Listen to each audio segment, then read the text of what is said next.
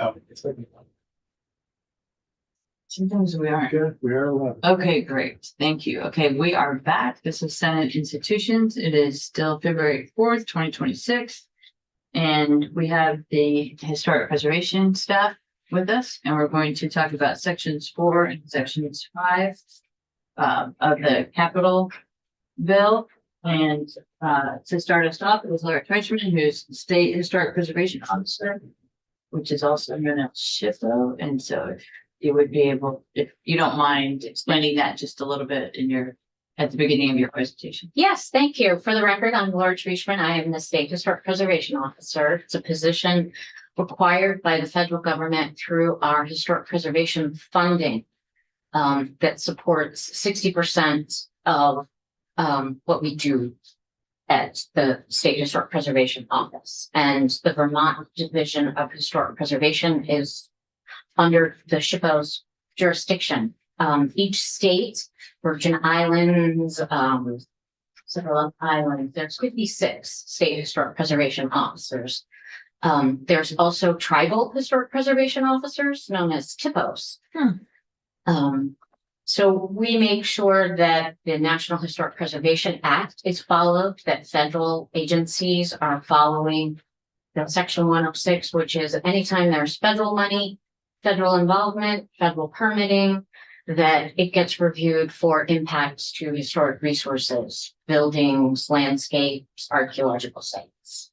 Right, and that includes transportation, and that's a major impact is, so Yes. all of the roads, big bridges, they all need to have historic preservation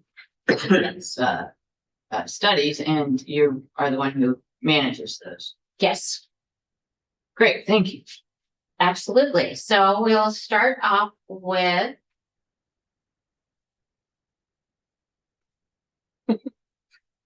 Oh, gee.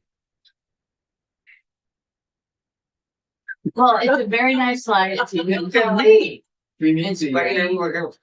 that state technology preservation officer. So while I'm banging on the screen, I will, I'll start with underwater preserves. Well, you get that slide. So the mission of the underwater preserves is to preserve, protect, manage, interpret, and share the cultural and natural heritage of Lake Champlain.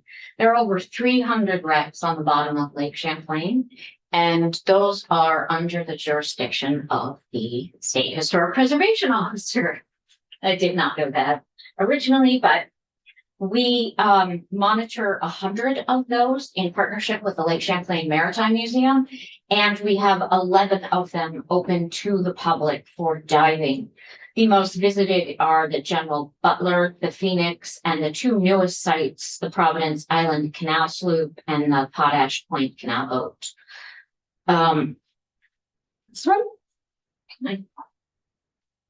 Thank you. Thank you. The arrow down. Sites. That seemed weird. So the funding actually goes to pay for part of the annual maintenance, the mooring systems, the site oversight and regular inspections. Lake Champlain Maritime Museum dives several times during the season to test the lines, the signs, the buoys, the safety. These are all wooden structures. And as you can see here on the OJ Walker, there's mussels that are getting on them, and that is deteriorating the wood. Wood and water don't mix anyway. And so we just want to make sure these are safe, because on several of the sites, you can actually go inside the wrecks. We also have a database that we're expanding. So as of this year, all of the underwater preserve canals that are in the lake have been entered into a database with Vermont archaeology inventory numbers. We also do a great deal of public education and engagement. Close to 5,000 students, adults, teachers have educational programs, and the website gets over 2,000 visits regularly. There are images on their website that you can click and move all around the the vessels to see them, what they originally look like and their current condition as well.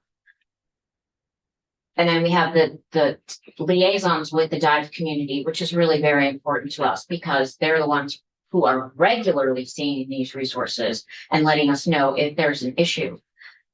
Something as simple as the Water Witch signage at the top is in good condition, is not that old, you can easily read it. But the horse ferry down below is heavily encrusted with mussels and you can't read it. So that will need to be replaced this year. The funding, the $46,000 pays for that mooring maintenance, the equipment replacement, repairs, installation and removal of things. This includes the buoys, the tie lines, the signage. There's also signage down there that says these are protected resources. It is against the law to be removing any parts of them. So part of what the dive community does is let us know if something has fallen off or is away from the wreck itself, or if another part of it has been discovered elsewhere. So, thank you, Yes. Madam Chair. So the signs is strictly for the diving community? Because I would suspect is, you don't normally get tourists that go. Yeah, no, the signs On are purpose. down below next to the wrecks. Okay, So they're for those that are diving, telling them where they can dive, Yeah. what is safe and unsafe, okay, and okay. also reinforcing the rules, the laws. How often do we get divers that go down there? You know? Yes, yes. This year we had 120 people register, Okay, but we know that not all divers register. Yeah. We have 250 actual divers who visited these sites. We know that from the dive shops that we work with. And there in total were 700 dives this past summer. and I just because I'm ignorant as far as the maintenance of it, you cannot have a diver go down and repair or scrape the mussels off of the current sign. You have to replace the entire sign. Yes, Okay, the signs end up being more damaged and gotcha. they don't love water to begin with. So Yeah. they do have a life cycle, just like the buoys and Sure. the rope lines as well. Thank you. Yeah, they're really a great resource because the boats, the tourist boats mentioned the dive sites because there are quite a few. Yes. Yeah. So just a couple questions. Do you have folks who donate to you? Like For the for dive, historic preservation? Yes, or no, or for others, but for this, not for the underwater preserves. We've Okay. not okay. had any donations. So, so I mean, that's something maybe to consider in the future. And then, I may have mentioned this last year, but in the Connecticut River area, there are petroglyphs, which seem to me something special that should be noted and preserved. Yes, and we're starting Petroglyph National Register nominations. That's being done in Bellows Falls. Good. So we're documenting those. That'll be our first underrepresented communities nomination in Vermont. We're also doing a nomination for the Providence Island Canal Sloop. So that'll be listed. Most of these historic underwater preserves are listed on the National Register. Wonderful. And we would like to open up more. We just need to keep adding to our inventory, knowing that they're safe. Yeah, You know, they can't just be picked, oh, let's do this one. We've got to make sure they're safe. of And course. eventually some of them will come offline because they will not be safe. They will just have deteriorated too far. But things do show up. It was the Constitution, no, the Congress.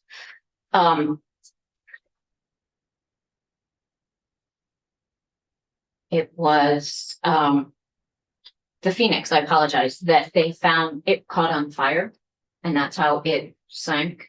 So the wheels to it, it was a steamboat and the wheels fell off miles away from where the actual boat itself went down. And we thought that they had just burned. But in September of 2020, a diver actually found them. They're too deep to safely dive, but we're documenting and working with the Lake Champlain Maritime Museum to get those recorded fully. Interesting. And it was good to be named the Phoenix. Right? Grace? Yeah. Oh, I never thought of that.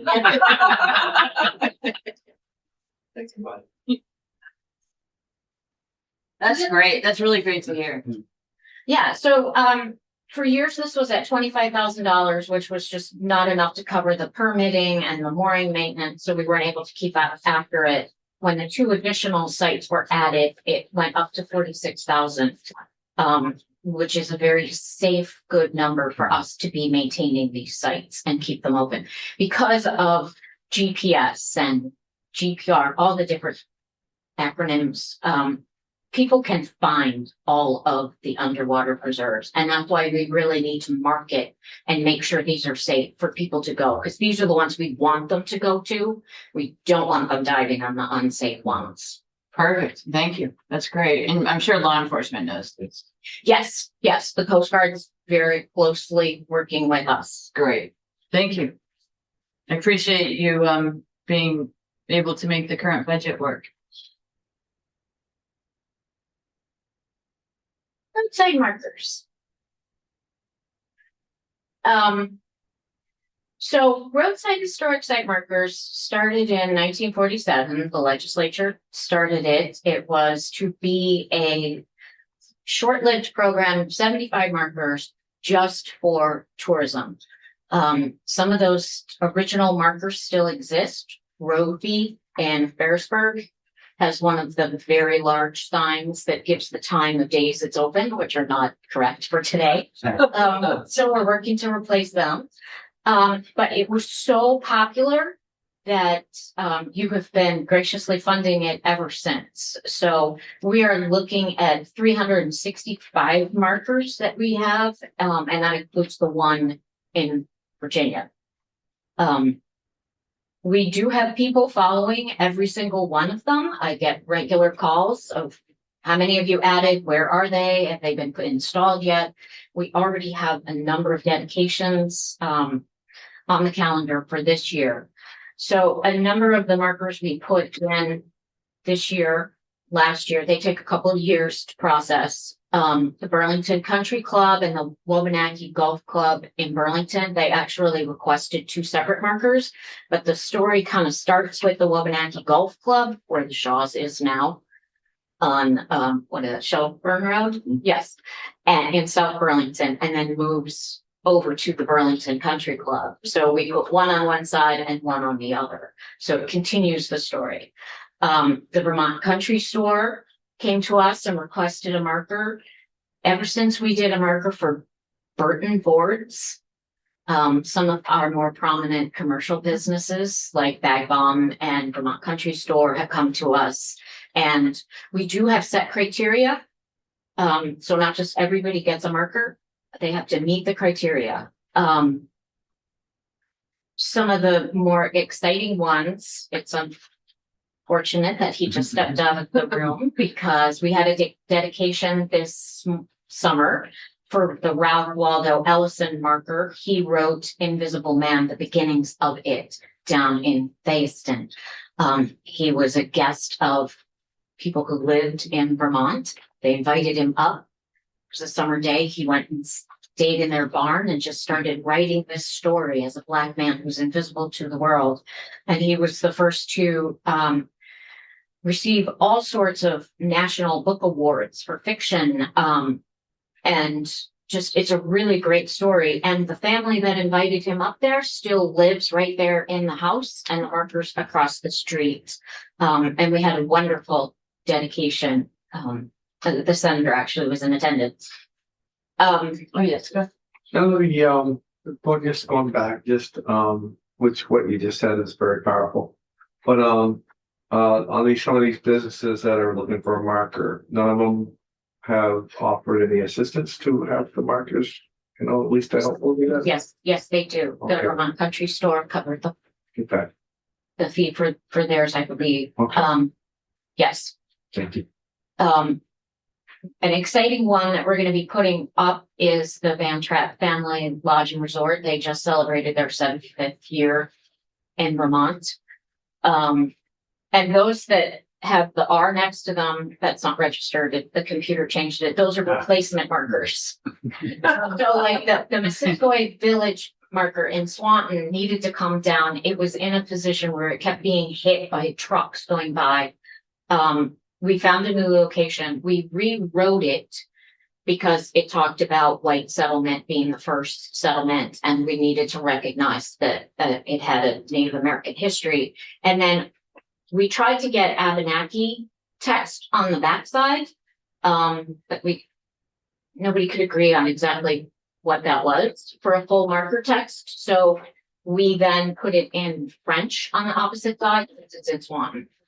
Oh, that's great. And I appreciate just the dedication you have to making things right and inclusion. I mean, like we saw Yes. that in Bellas Falls. Yes, oh yeah, we take markers down and fix them when we need to. We make sure they're right. Jamie, bless his heart, is usually out there taking off a letter or something or a number and trying to fix them. And, I had some chap cans last night and I did use bag ball on there. Yeah, exactly. So with Back Bomb, it's where the original Yeah, building I was. know right where it is. They have the most beautiful sign that's like protruding out of the building. Yes. And, right in Lindenville. Yeah, and Newton Academy is no longer existing, but the Shoreham High School is right next door, and they had a class reunion, and there were like 50 people there who hadn't seen each other in 50 years. So it was really something special. Very cool. I've seen that at Visible Man. Yeah, You were in a room. You just got all come back, please. so what I wanted to point out is the 250th anniversary commemorative markers that we have been undertaking has put a bit of a strain on our budget. Because there is no 250th funding that is affording all these markers, but the interest in the semi-quincentennial is sparking a lot of interest in our history. And people like Seth Warner, I actually was stunned that we did not have a marker for him already. So there's some easy ones to do. And then we want to make sure that we're not doing just the Seth Warner or the Remember Baker Green Mountain Boys, Ethan Allen. I don't know, everybody knows this, but I just recently learned that Seth Warner, Remember Baker were part of the Green Mountain Boys, and they were cousins to Ira Allen and Ethan Allen. So they were all one family, Green Mountain Boys. Did you know that? Oh, okay. Not off the top of my head. As it was being said, I did remember. Yes, I'll put it that way. from Connecticut, came up here and Yeah. established our history Yeah. really. But we're trying to expand it so that we're including Civil War history. We're looking at women's history, like Anne Story and Shelburne, who was very instrumental in supporting the Green Mountain Boys, hiding things, listening to the British and then reporting to them. The Governor Hunt House did not have a marker, and they did dendrochronology to see how old the building was. Typically, when dendrochronology is done, you find out that a building's not as old as you thought it was. But in their case, it was 30 years older than they thought it was. So the town had put a marker there, but they're removing that, and then they're going to get a nice big green and gold marker. And again, we're doing replacement markers for Calvin Coolidge State Historic Site, which on the opposite side is going to talk about tourism, because once he became president, the whole village changed and has since changed with a number of visitors that come there. And Royalton Raid had 2 markers that we just recently took down in the winter that talked a little harshly about the raid and the kidnapping and ransoming of children and all of that. So we're not going to change history. We're not going to hide history, but we're going to see if we can update those. That's great. Now, is gag rule, is that an actual person? No, that is Okay, an good. actual rule Okay, in Congress. okay. Yeah. that he was not allowed to speak on the floor. They, Interesting. and he kept bringing the same things up all the time, and they were like, okay, we're gonna pass a rule and you can't speak anymore. So here's how it came to be. Interesting. Yeah. Well, that's something to be proud of. So with roadside markers, the new markers cost about $3,000 for a double-sided that has different text on either side. And this includes the pole.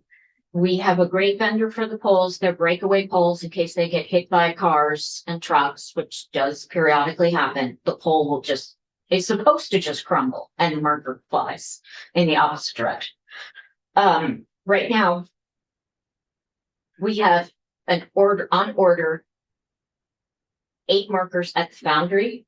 So we've got 20 markers that are either on order, about to be ordered, have been installed this past year, or are at the warehouse just waiting to be installed. We can't install during this time of year because the ground is too hard. Although I believe we did put one pole in for up in Swanson for an April dedication. We have 9 replacement markers that we did last year that are, and 3 of those are still at the foundry. Our maintenance takes up a good portion of the funding as well. So we're regularly repainting them, or if they break, or we find out they've got incorrect information, or we need to tell the story better, we send those back. So that could be anywhere from $1,000 to $2,400. So I know you may not look at it this way, but we have, the governor has put in the reallocation of old unmarked burial money that we have that dates from fiscal year 21. And the unmarked burial fund is for just that, when unmarked burials are found. This image shows in September 2020, a very wonderful gentleman was putting an addition on the back of his building, and they discovered 17 graves from the War of 1812 hospital that was in Burlington. So all work had to stop and we had to excavate. We know there are more burials in his yard. We just excavated and removed the remains from the footprint of his building. And then we went on to reinter them in Lakeview Cemetery, along with 20 others that had been dug up when North Avenue was rehabbed some 20 years ago. We do still have 2 allocations to the unmarked burial fund. So that gives us $50,000 should something be found. But the idea was we would be reallocating $31,000, and 20 of that would go to cover the overages we've had in the roadside historic site markers. So this would be a one-time $45,000. Okay, and so the burials aren't here because that's money that has already been collected, Yes, and there's no it just kind of new allocation. Exactly. It sits there till we need it. I'm not sure. It's not my business, but whether it belongs in the capital bill or not, I have those conversations regularly. Okay, so even though this shows as an increase, it's technically not an increase. I mean, we don't need new money for Exactly. it. Okay. And that makes sense to me. Anybody have questions or comments on this one? Thank you. So I have 28 active applications. I have 11 on hold that I either do not have an active applicant, or the town has asked to wait, or we're still doing some research, waiting for various approvals. Some of them can take years, unfortunately, as we get everybody. You're doing what? Where? Okay. Yeah, I know you're mentioning what? yeah, exactly. No, And but it's it- good that you take your time. It's really important. We do, and we now require that the applicants go to the select board or town managers to get their awareness approvals, so that somebody is not just driving down the street and was like, where did that come from? Instead, it's like, I've driven past that and wow, I never knew. Yeah. Yeah. So now I'm going to turn it over to Jamie Duggan, who is our Director of Preservation, to talk about the major maintenance.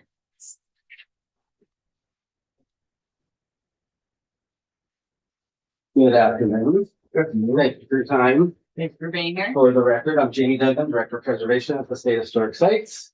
And I'm here today to talk about some updates with the Historic Sites Maintenance Fund. Where we're at right now, we've been allocated $550,000 for each year of this biennium. And that's consistent with where we've been the last few years. We did have some additional funds in fiscal year 24 that were added in. But this is where we're at now. So unfortunately, we had a number of unanticipated expenses and repairs, primarily with HVAC equipment and other infrastructure systems, totaling about $125,000, which takes away funding for other projects where we had plans for it. We had these were important systems to update. They're part of our operations. Some of these sites are staff housing, and some of these sites also are leases that we have, for example, the Cheeks Factory in Plymouth. And that the steam boiler there is a major component of their operations that we provide there. So that has put some stress on our budget. But we have a number of projects that we are working actively on, or just about to. One of the most important ones is the work at the President Calvin Coolidge State Historic Site. We're doing some site renovations on the homestead, which include foundation repairs and adding some drainage. We're going to be removing some of the barriers to accessibility for the pathway through the building. There's the design dates to the 1950s, and it was sort of leading edge at that time. There's some ramping through some of the rooms, but then there's 3 steps right in the middle of the path that makes it challenging for folks with other accessibility needs that have to enter the building currently from the backside to get into the center of the building. So we've been looking to do this for a while. I started talking about this project in December of 2020, and the 5 or so years since then, we have put this project out to bid 3 separate times. And in all of those instances, we've extended the bid windows to try and garner more attention. We had a very hard time finding qualified contractors that were available. Certainly in that period coming out of COVID as well, there was a lot of work happening elsewhere. Where we're at now, though, we have signed a contract. That work is actually going to be starting next week, which we're really excited about. It's been a long time coming. And we have the ability to fund just about all of this, tapping into our fiscal year 25 and 26 budgets.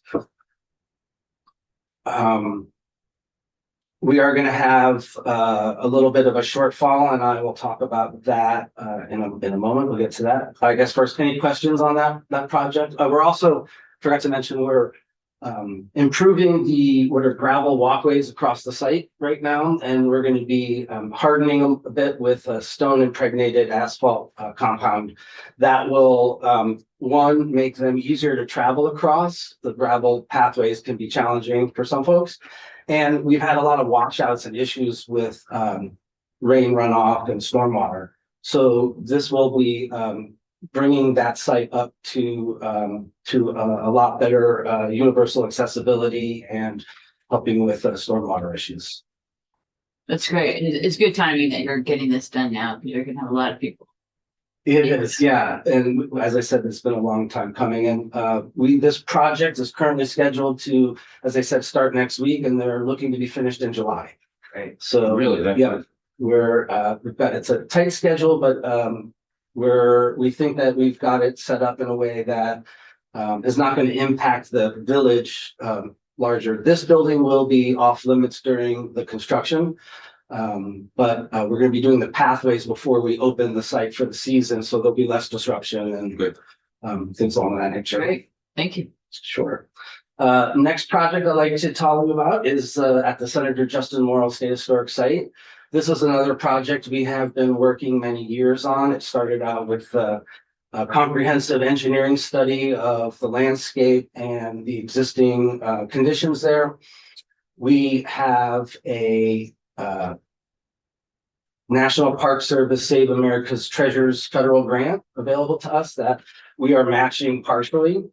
That is primarily going to deal with the drainage, subsurface drainage and trench wall diversion techniques to keep the water from coming down the hill. We have about 228 acres of watershed above this building, and we're trying to divert that water away. There was also some damage in the flooding of 23 that happened there from roof runoff and saturated soils. So we do have a little FEMA public assistance money with that as well.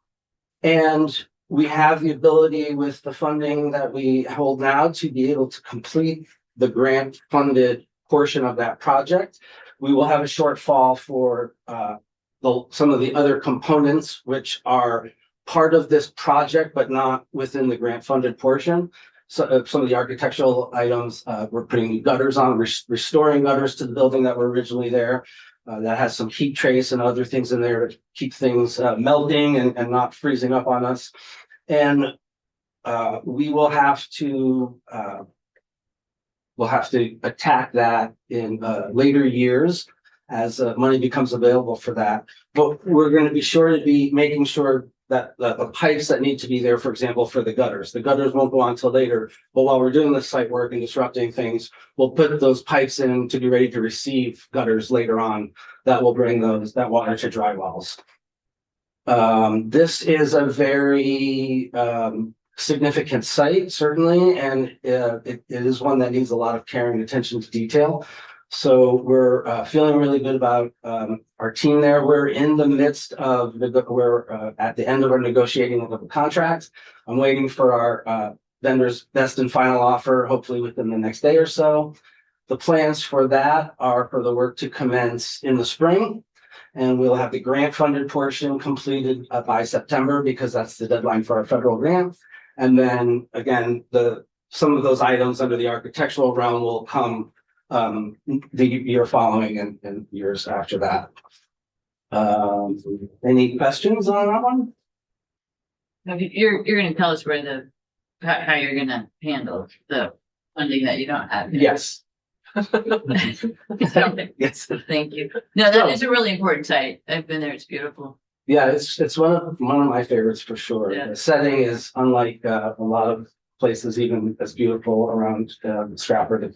But the next project we're moving forward is the old Constitution House.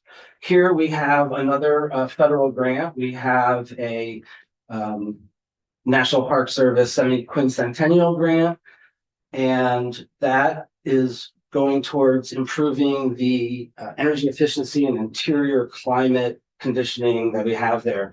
That building was mothballed during COVID. It was one of the sites we really couldn't support at that time. And unfortunately, when we went to get back in there, we had mold develop in a number of areas. There's antiquated furnace and very little to no ventilation throughout the building. So this project will be designing a new HVAC system that will allow us to control the climate in there a little bit easier and care for the furnishings and the artifacts that are in that building. That building also received damage in the flooding of 23, and with FEMA's involvement and this, because the corner of this building is within the floodway, the threat is Lake Runnymede behind it, and not necessarily coming from a river source, whatever. We've been there on site with the flood hazard area and river corridor team. And we are all feeling confident that if we were to pursue the historic exemption that's allowed for that, they agree we do not have to elevate the structure. We are looking at 3 schemes with our engineer, however, to decide what the best path forward is for the building. We're looking at no elevation, at an elevation to meet the specifications under the FARC rule, which would require us elevating it 2.5 to 3 feet above its current grade now, which would pose significant aesthetic issues and accessibility issues. So we're looking to perhaps go someplace in the middle in a way that we'll be filling in the foundation and elevating, but we don't want the framing to be sitting right on top of that foundation. We don't want the wood framing, for example, to rot out. So we're looking to design some sort of interstitial space that would likely also have flood vents to allow for some additional flood proofing inside the building, prevent water from getting in. We are negotiating at the moment with our building science expert and the team that they have pulled together. And we're hoping to have a contract ready to send to the Park Service. These projects that have federal grants, we have to go to the Park Service and get their approval of the scopes of work and the contracts before, as part of our grant agreement. So we'll be waiting for that, and that work will be starting later on, I believe, this summer, and continuing on through next year. There will be a soft opening in 2027 to commemorate the Vermont Constitution in July. Nice. And we're redoing all the exhibits and deaccessioning things that this became a catch-all for anyone's old stuff. Yeah. So we're trying to figure out what really belongs there, what story this should be telling. Do we know the length of time the soft opening is going to be open? It depends on the condition of the building at the time, but Okay. likely we're gonna be restricted down to just a few weeks in July. Okay. And Because this, of this, this reenactment and things like that.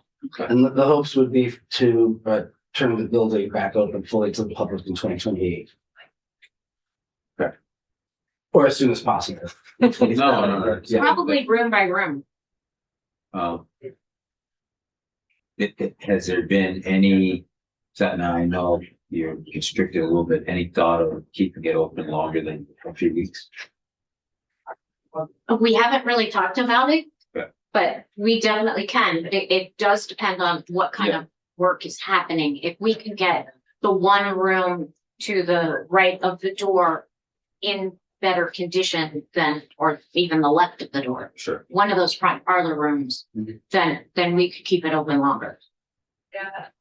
Just, I'm giving constituents. No, totally understand it. And that are- we're gonna be having public meetings and educating people on what we're finding. Awesome. We're doing dendrochronology and we're doing, we just recently tested to make sure that the materials in there were not Asbestos contained material. asbestos contaminated, Yeah. things like that. So, we're learning about this site as we touch everything.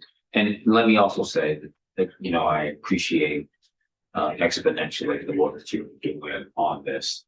Obviously, the community has been very involved in getting this open because of the historic nature of it and the 250th kind of fruition. So I appreciate, I can't tell you how much I appreciate the work that you've been doing. Thank you. And we're also going to be doing tree work. You can see some of the trees in the top image are scary big. very, And they're pretty. Yeah, well, but very straight, eastern white pine as well, and so we will not cut this tree down and chip it up. We will likely try to saw some building material out of it to keep as back supply for any repairs we need across the sites. We did that a few years ago when we took some trees down at the Morrill Homestead. And I still have barn boards and dimensional lumber stickered up in one of our barns, which is a great savings for us because this is not the kind of material you can find at your typical building center. Right. those Good idea. trees dated to the same as the house. 1858, yeah. So they were there as part of Senator Morrill's time on site. So, That's very and cool. these trees are certainly been there for a while as well. I also wanted to add that the pride tree that was planted in the front yard a couple of years ago, maybe 2 years ago, caught a disease and died. So that is going to be replaced with a different type of tree. So let me ask a question I had, but a different way. Do any of these sites have like friends of that where you have donations that can be Some of them have accrued. friends groups Mhm. and they'll support small projects or give a little bit of funding to our larger efforts. Yes, and traditionally, back in the day, they used to be the conduit for getting grants because we couldn't Mhm. as a state. That happened at Morrill and at Calvin Coolidge. Right, but so we rely less on that now? Yes, we're able to get a lot of these grants ourselves now through the National Park Service. And congressionally directed spending. And some of these organizations are really very, very small and don't have the capacity. The Friends of the Moral Homestead are probably our most active, and they are the ones that do the events at those sites right now. Okay, so that you're not opposed to having them. It's just you don't manage them or We you have- coordinate with them. We coordinate, we Okay. have agreement documents with them, because we want to make sure that what's being done at the sites or how they're assisting is consistent and okay with risk management and insurance and Right. safety and all of that. And just telling the story the right way too. Yes, Yeah, so I wasn't sure if there was a reason to not have those groups. there is not. Okay, all right, that's good to know. Thank you. Sure. Any other questions on the Constitution House? Okay. So I had mentioned some of those shortfalls, and the way we're looking to address that currently is anticipation of using almost all of our fiscal year 27 monies coming in July. With that, though, we feel very confident we can fully complete the Coolidge House, the Coolidge Homestead project. We will be able to complete the old Constitution House project, and we will be definitely able to complete the grant-funded portion of the Morrill project. There are some items that are not in the grant-funded scope that will have to happen as part of this first phase. But we have a deadline of September for that grant, and so the goal is to get that grant-funded work done by September. And then, as I had mentioned, the additional monies needed for the architectural work, which certainly came in higher than we were projecting even just a few years ago. We'll be able to address that in future years' budgets.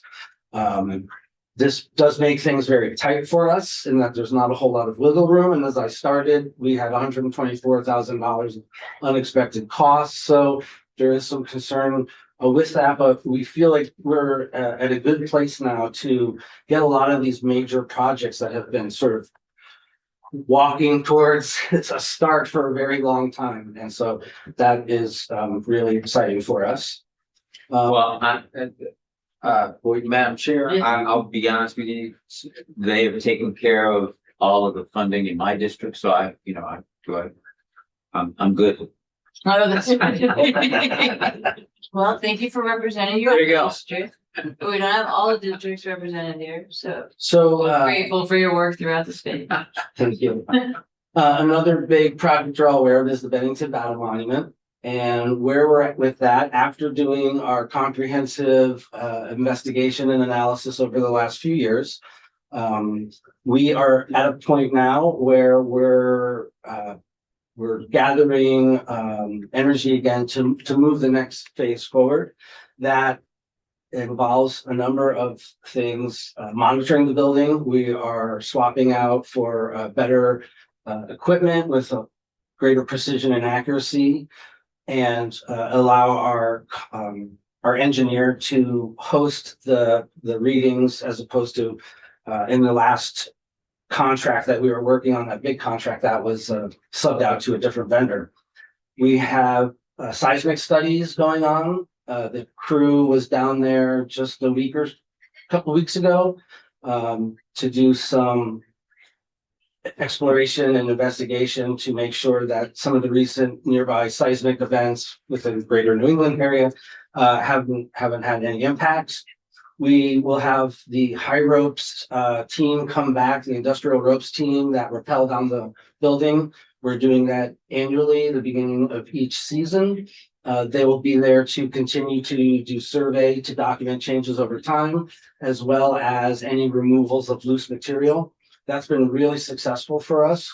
The first time that Vertical Access, which they're a nationally known firm, the first time they came, they removed approximately 5 to 6 5-gallon buckets of material off the monument in their visit, which was pretty substantial. And there were some pieces that are of larger size. But when they came last year, they had just about 5 little cardboard boxes of material. So it really, to me, it shows that that money is well spent removing any potential hazards for the public, and being able to have that really close view, a couple of 100 feet up in the air where I can't really see, has been really great to see how deterioration is tracking. The elevator has caused a tremendous challenge for us in the past year. The elevator was down for a very good portion of the season. We spent over $54,000 to deal with some of those aspects. And unfortunately, we still don't have an elevator that we fully can trust, and we're trying to continue to do some work to make that a dependable tool. You can see with just the visitation and revenue, this is just at Bennington last year, and that had a significant impact on the revenues, which go into our special fund, which is what pays our seasonal employees and keeps people there to keep the public safe. So this is something that we're going to have to continue to manage over time until that restoration is fully done. We have an elevator that is inside the monument that's really working in outdoor conditions, and that has continually been a problem for us. So And the drop in visitation, that's the elevator. Absolutely. Yeah, Absolutely. Definitely the elevator, yes. And we didn't charge admission or charge $1. we charged So $2, and then we went to $1, and then we went to nothing. Yeah. To get in the base of the monument to see the exhibit. It's just unsafe. You know, sometimes we can get it working and then it stops. So it's better just to not run it until we can get the engineers and the elevator company there.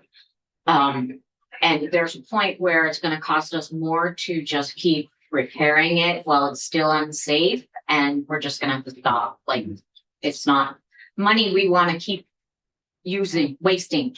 Right, we right. do have an elevator specialist that we're waiting a while for this contract to be finalized, but we'll be bringing them in to do an audit of the elevator to basically assess its current conditions, and then I've asked them to provide recommendations for how we could make it more resilient, a little more durable in this day.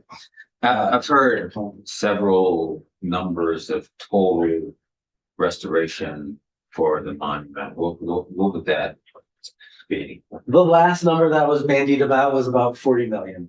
But That I would- will preface that is, I would say, conservative engineers math. And we really, there's a lot more work that needs to be done to really get those numbers a bit more accurate. But it will be a tremendously large project regardless. Just build it up on- The monitoring and the archaeology and some other work that's gonna be happening this summer is being paid by a congressionally directed spending from Senator Sanders of $500,000. That's great. And we also have some of the monies that was originally allocated for the fencing.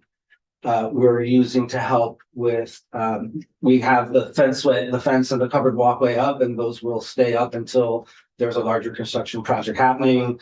And those continue to be inspected and checked periodically.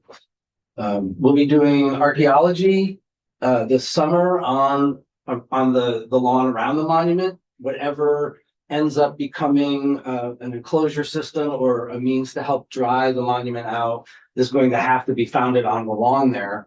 And so we're going to have to do some geotechnical, we've already done some drilling to understand the bedrock, but that is another design process, and that'll be part of this next phase.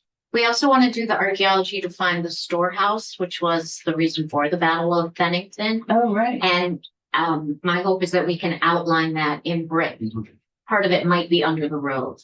That'd be great. What's really interesting is the monument was built right in the middle of Monument Road. So the road used to continue from where it is now, and you turn to the right or the left when you're coming up Monument Avenue. It used to continue straight through the monument and down the back hill. So there's actually a number of old foundations that are adjacent, you know, in that neighborhood. And so that's another thing that we have to make sure we know where they are. Whether they're gonna be in the way of a footing pier or something, and just to understand what's there a little bit better. Neat.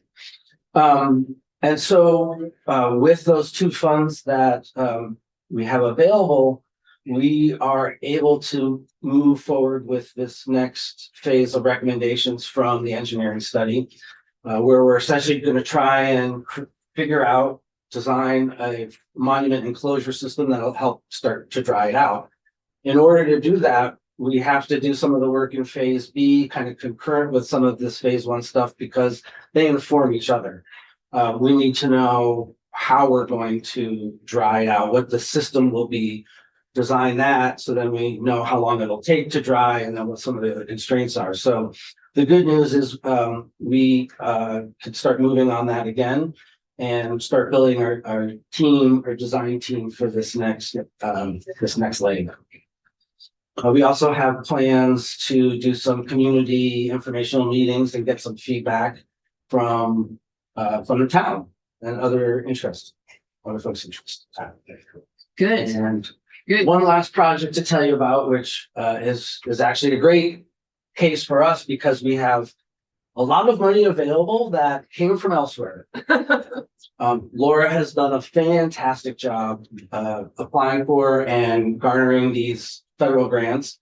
We received a very large emergency stabilization historic preservation fund grant from the National Park Service, over $800,000. We also have a private donor who has committed $500,000 to this particular site, was adamant that the monies needed to be spent here, which is really great, because this is a site that has not been fully open to the public ever. It has a number of condition and access issues. However, it is a very intact home from 1785, early in the development of Vermont, certainly in this area. And we're not looking to restore the building. We are looking to stabilize it, certainly on the exterior envelope, make those improvements and waterproof it to some extent in air sealing. But we're going to leave the rest of the house as it is, so it can be used as a study house. There are intact materials and finishes in there from the 18th century, early 19th century that are significant. And because it was a farmhouse for so long, it has never really been updated. So there's a remarkable amount of integrity in this structure. And this is a really great opportunity for us, again, because we have a lot of money there to be able to do a lot of good things. And so we're in, there aren't as many hard deadlines for this particular project. So we are, it'll probably, again, come towards the end of some of those other ones that have deadlines, but we are ready to start making a difference at this place as well. That's great. That's very cool. And so, like, would kids be able to, I mean, older kids, Yeah. just to see something real? Yes, I think some of this big stabilization work is work that's going to have to be done by contractors. Yeah. But the idea is that other work, for example, the window restoration, those are things that we can do on site, and that we can have training opportunities for young folks, for craftspeople. I think the model of how we will try to achieve a lot of this is to provide educational opportunities and advocate for preservation as much as we can. And so there's a lot of potential here, and it's one of my favorite spots. And the state owns it, right? Correct. And I'm so glad you got a donor, because I just want to keep pushing that. Do we know who the donor is, or were they anonymous? We know who she is, yes. So that's anonymous. Yes. The donor Okay, wishes to remain. okay. I would just like to thank you. Awesome. Well, you can send our thanks now, and then we can send Yeah, I little can notes. pass anything along Yeah. to her. Yeah. And we are going to be doing a press release for the disaster supplemental funding, and I'm trying to set up a meeting with her, and I'm gonna ask her, like, can we include you and Thank mention you? I appreciate it. Because this is a big deal. Yeah. Yes, Very much so. And so the donor, sometimes things get dicey with donors because they want to do Oh, things a no, certain way, right? absolutely. But- Right. But this sounds like a really, My it sounds like hometown. it's a good, Our mandate was that the money needs to be used at this site. and that's great. And, And for stabilization and okay, which is our greatest need there, so. good. Good. Well, that's fantastic. Yeah. I think that's all I have for you today. I will, You can hit. okay. Oh, you hit twice. Me back. I'm ready. I'll pass it over to Laura. There we go. That's what I want to say. Thank you. Yes, so following along what you've been mentioning the whole time is we have requested, and the governor was very anxious in support of this, that we be allowed to solicit, actually do fundraising, which is not presently in our statute. We can accept grants and gifts, donations, and everything else, but we cannot actively solicit for funding. So, the proposal is to may accept and solicit, and also specify what the fundraising project is going to be, which I think is a really great thing to get people excited, create the partnerships. I've seen some fundraising efforts, you know, you buy a shingle and your name goes underneath it. We could do something at the monument, like, you know, you get a stone and. Yeah. I mean, not of the monument. No, not. Yeah, like a brick We'll on be in the doing some ground. buckets full of stone, but Yeah. no, just in theory. Yeah, And, yes. and Mary Lou, our site administrator, has an idea of, you know, writing children's names on one that would be a model of it. Great. Yeah, so this would really help us a lot. And it would be for the state historic sites and the archaeology heritage center. That we- I'm sorry, so say that again. The archaeology heritage center, Okay, everything that is, an artifact that is recovered from an excavation is, if it's federal or state, gets turned over to our archaeology heritage center where we are maintaining and archiving those items. For study, for examination, for learning more about Vermonters. And so that we could also have projects that do that. The Heritage Center is located over in Barry, is it near where the historic? to the same building. Perfect. That makes sense, Very because we're taking care of that building. Yes, We can't not flood anymore. it's very cold right now, I'm there, because of the roof work. Yes. So we're fully in favor of the way this was proposed and written. That's great. I'm really, really glad.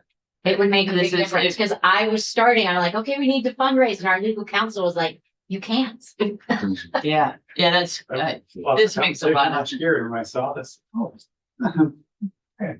right. Yeah, Because there are a lot of residents and visitors who want to help. I mean, people want to help. yes, and if we do an actively, well, with the monument, our plan is to contract someone who would be our fundraising manager, who would organize and tell us exactly how to do this, make sure that we're including people in the correct way. And Jamie mentioned the community meetings, we're hiring a facilitator who's worked with the Park Service, National Park Service, who's going to be working with us so that we'll have very organized way. We're going to explain what we've learned in the studies. We're going to engage people, like, what do you want to see happen here? This is your monument. And then we'll have 2 of those and more if needed. And then in the end, we will, in the fall, present to them, this is what we've heard and this is where we're going. That's true. It's in our DNA to restore it, but we need to make sure that that fits with what everybody else wants. And then fundraising would fit into that. Right. Perfect. It's great. Before we go off of this, one question regarding I suppose as it is now, accepting grants, gifts, donations, et cetera, and it's for establishing, maintaining displays and exhibits at historic sites. Does that include historic commemoration events? And I'm specifically talking about the 250th. So would this fit into that as well? It could, yeah, Okay. Yeah. Great. absolutely. So that we can have a ball or something. everywhere. Maybe not expensive. Yeah. Thank you. For fireworks. Yes, so that's all of section 4. I will then turn it over to Caitlin Parkins, who is our tax credit and grants coordinator. Or we call her our carrot because she's giving out money or maybe spending money. That's funny. Sorry, we can't have grants from the state. Thank you, Laura. Thank you so much. Good afternoon. Great to be with you. For the record, I'm Caitlin Porkins, and I'm with the Division for Historic Preservation. So this is section 5 of the capital budget. These are 2 of the different building communities grants programs that are in the capital budget. So I'm going to just give you a brief update and overview of both of these programs. The first is the Historic Preservation Grant Program, which was established in 1986. This program offers 50-50 matching grants to nonprofit organizations and municipalities to support capital projects to make repairs and restoration of public buildings. This program was funded with $300,000 in the current fiscal year, and the recommendation is to level fund it with $300,000 in this second year of biennium.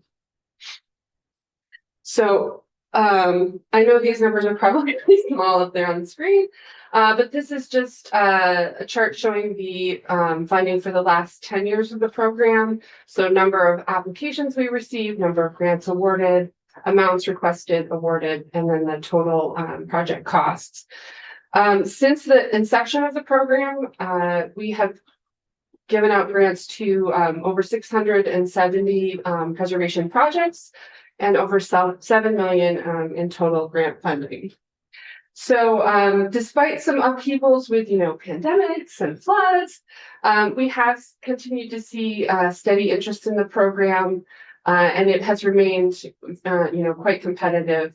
We always get more in requests than we have available to grant out. Unfortunately, this means that the Advisory Council for Historic Preservation, who makes the funding decisions, they have to turn away projects that we would love to support.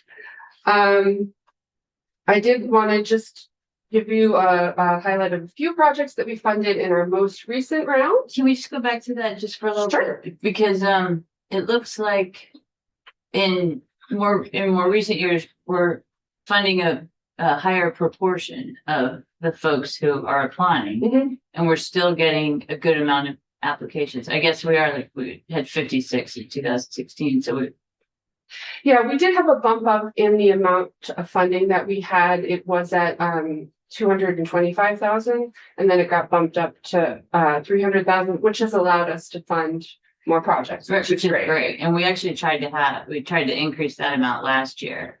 Because it is for a state that has so many wonderful historic buildings, 300,000 is minimal, but I'm so happy with how you manage it and just I was a customer for one of these, and just the way that you come out and you help people work on the application is really, really wonderful. It's a great program. Thank you. And these are active buildings. These are town halls. These are meeting houses. These are churches.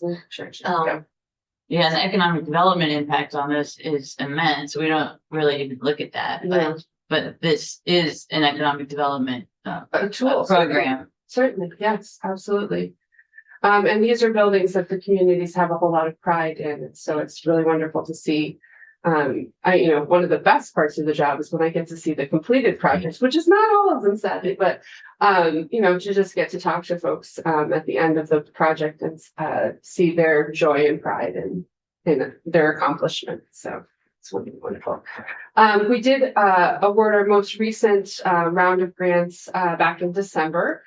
That's always fun because it's right around Christmas time, so I get to send out happy Merry Christmas, here's your grant.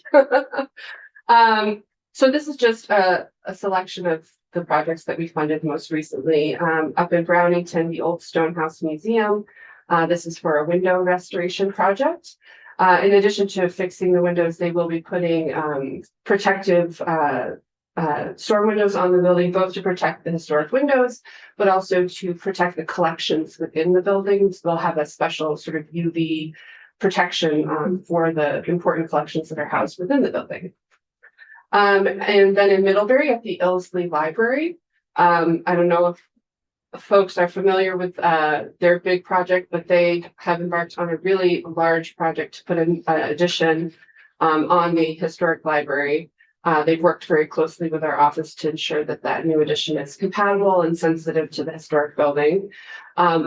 Once they started the construction of that project, they discovered that the roof of the original library, which was its original slate roof, was in a lot worse condition than they thought. Initially, they thought they had allocated a little bit of money for some repair work on that slate roof, but discovered that it really was past the end of its life.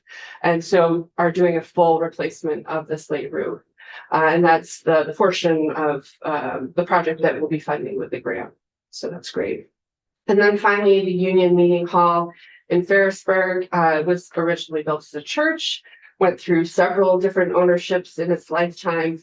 It's now owned by the town and leased to a nonprofit, Friends of the Union Meeting House group, that has been doing an amazing job. They've raised a ton of money to support restoration of the building and reactivate it, get people using it again. And the $20,000 grant that we gave to them will support masonry restoration of the exterior of the building. So that's the Historic Preservation Grant Program. Any other questions on that one? Just accolades. Okay, so shifting gears to the Barn Grant Program. Very similar. It was established in 1992. Again, we offer 50-50 matching grants of up to $20,000 to support repair and restoration of historic agricultural buildings. So these can go to anybody who owns a historic agricultural building. We call it the barn grant, but it really could be any agricultural building. So it could be a chicken coop or a sugar shack, even a silo, any historic agricultural building. The barn does not need to be an active agricultural use to qualify for the program, although those that are being used for active agricultural use are more competitive in the scoring criteria for our grants. We do really love to support those barns that are still being used for agriculture. And similar to the Historic Preservation Grant Program, we have $300,000 to award in the recommended fiscal year budget. And that's level funding from this year. So again, we have the chart of the last 10 years of funding. We'll actually be awarding our upcoming fiscal year of funding in February. So I didn't include those later this month. It is February. So I didn't include those numbers on the chart just yet, but this is the 10 previous years. Since the program started, we've provided over $5 million in grants to the program to support over 500 projects. Again, this program has always been competitive and popular. I will say there's been a slight dip in the number of applications over the last 3 years or so. I attribute this mostly to the fact that folks have been having a real struggle to finding contractors to give them estimates for their projects. One of the requirements of the application is that they provide at least one estimate, so we ensure that they have a realistic budget for their project. And a lot of these projects require pretty specialized contractors, people with expertise on timber framing, for example. And there just aren't enough of those wonderful trades. We have some wonderful timber framers in Vermont, but not enough of them, I would say. And so that has proven to be a barrier for people. Sadly, it's not a problem that I know how to fix. But, you know, despite this slight dip, you'll see from the numbers that we're still oversubscribed. And again, this is the 300,000 we have available is an increase from the 225 that it was at a few years. I think as in FY 2022 was when that changeover happened. Right, so you probably put these numbers in whatever materials you have when you go to events, right? Just leveraging, I mean, this is a really good use of state funds, right? Yeah. So it would be good for the public to know as much as possible about that. And then just one other thought I have is, if you haven't already done this, we have the GIS system.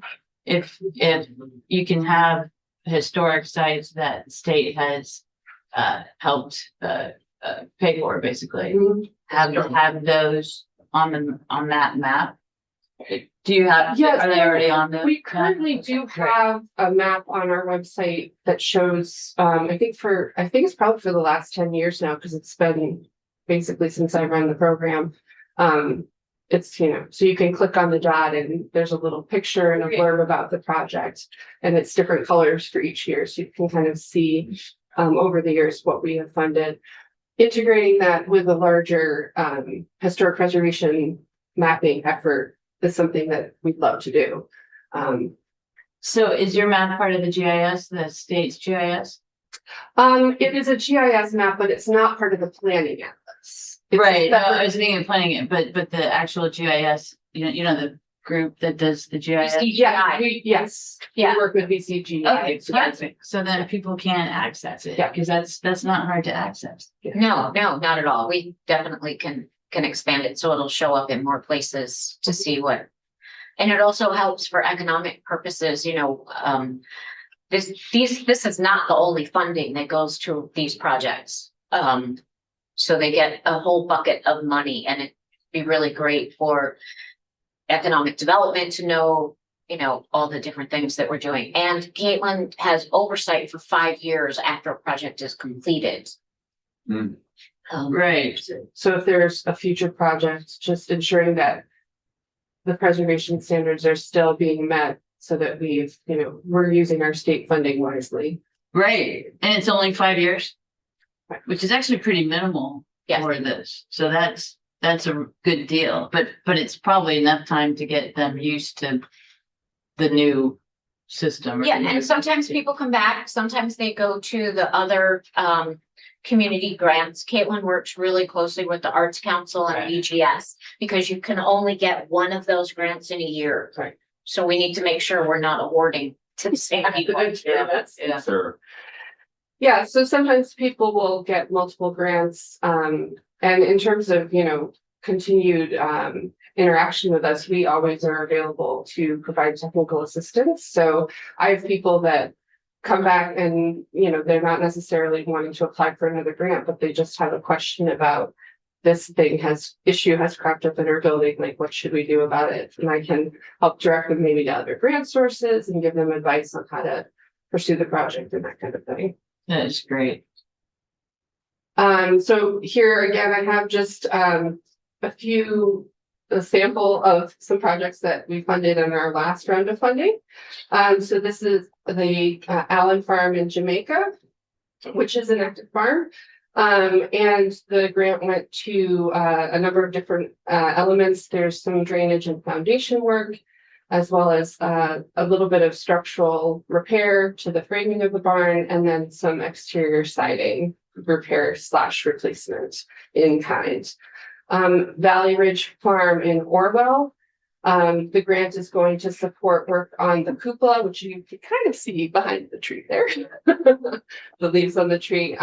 This is an amazing property that has several, I think at least 7 agricultural barns, including a curved sheep barn, which it's the only one I've ever seen before. And then finally, the Remington Williamson Farm in Huntington, the grant is going to support work on the slate roof and the cupola of that barn. So I wanted to just end with a recent success story of a project that was completed. This is the Braintree Hill Meeting House in Braintree. It was built in 1845 and replaced an earlier meeting house on the same site. It was used as a combination meeting house church for many years. As with many Vermont churches, especially in our rural areas, the congregation dwindled over the years, and eventually the ownership of the building went back to the town. And then in 1970, they passed it on to the Braintree Historical Society, who still continues to own and maintain the building. So they have their museum in the lower level of the building that houses their artifacts.